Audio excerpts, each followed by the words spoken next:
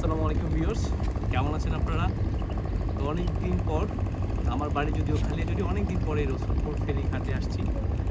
আর এই ঘাটে আসলে আসলে অনেক আগের যে মানে স্মৃতিগুলো, বিশেষ করে এই ঘাটে আসলে সকলেই জানে রসুলপুরের একটা মিষ্টি আছে ইনস্ট্যান্ট বানিয়ে আপনার মানে যেটা আপনার সন্ধ্যার দিকে আসলে এটা পারবেন যে মিষ্টি বানাইতেছে, আপনার ওখান থেকে মিষ্টি খেতে পারতেছে। তো এই ব্যাপারটা আজকে আমরা ঠিক সন্ধ্যার আগ মুহূর্তে আমরা আসি, এখন আসলে রাতে মাত্র দিল।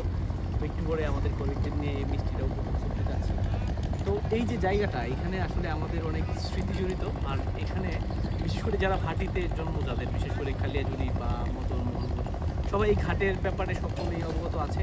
তো এখানে আসলে যারা আসতে চান, বিশেষ করে পরিবার নিয়ে বা বন্ধুবান্ধব নিয়ে আসলে আশা করি একটা সুন্দর একটা ট্যুর হবে এবং খুব মানে সাশ্রয়ী একটা ট্যুর। আসলে আমরা অনেক দূরে যাই, অথচ আশেপাশের জায়গাগুলোই আমরা ঘুরি না।